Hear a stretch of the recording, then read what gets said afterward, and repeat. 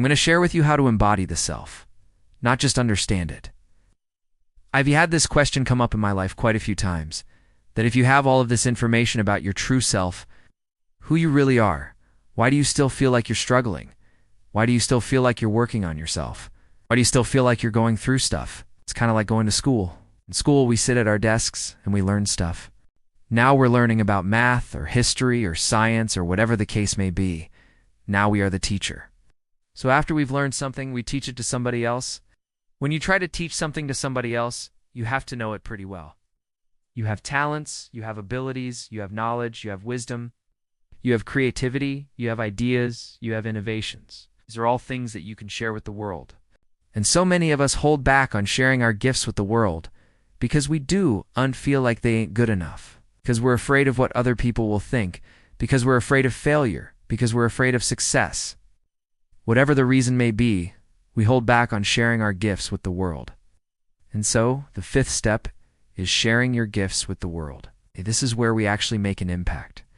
This is where we change the world. This is where we raise our vibration.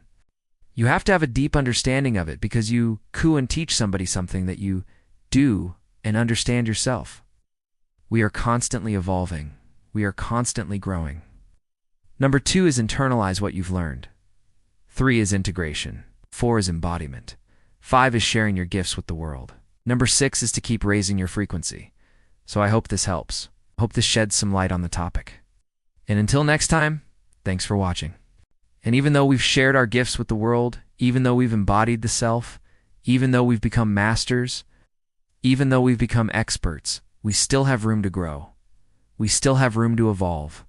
We still have room to expand. And so we keep raising our frequency. We keep learning. We keep evolving. We keep growing. We keep sharing our gifts with the world. Keep teaching. We keep inspiring. We keep uplifting. That is how we embody the self, not just understand it. So when we reach this phase, we have integrated the information so well that we can now pass it on to others. Now we're not the student, we're not the learner, we're the teacher. We've become the expert, we've become the master. It's information that is being fed to us by our teachers. So in this phase, we are the students. This is where we stop pretending to be something that we're not, and we allow our true identity to shine through. Because there's a lot of different identities that we have in our lives. Like we have our work identity, we have our religious identity, we have our political identity, we have our family identity, we have our friend identity.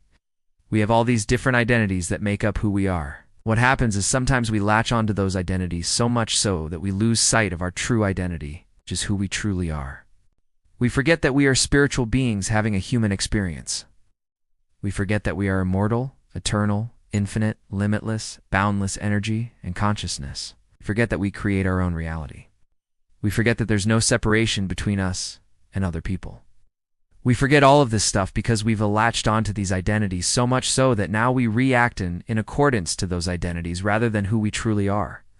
So embodiment is allowing that true identity to shine through, allowing who we truly are to express itself through us. We are sitting at our spiritual classroom desk and we are listening to information. It could be in the form of videos, podcasts, books, mentors, teachers, friends, family, whatever the case may be. We are ingesting information. If we never go to school, if we never ingest information, then we'll never learn anything.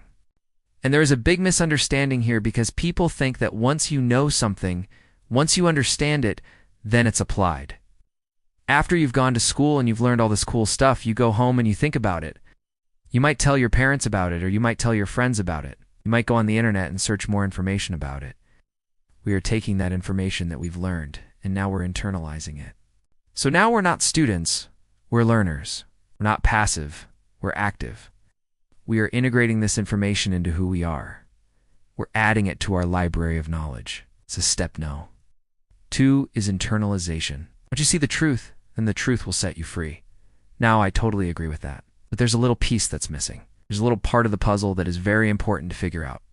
The self that I'm referring to is your true self, which is your higher self, which is God's self, which is the universe, which is the quantum self, which is the true self.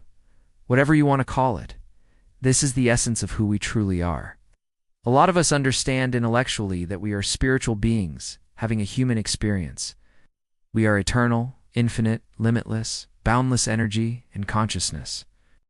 We understand that we create our own reality. We understand that there's no separation between us and other people. There's no separation between us and nature. We understand all these beautiful things. But how do we actually embody them? How do we make them real? How do we make them true? So let's dive into the 6 steps. So let's take, for example, the first time that you ever heard the law of attraction. You hear this information, it's new to you, it's interesting to you, but what happens after that? You go home, you start thinking about things differently, right? Because now you know something new.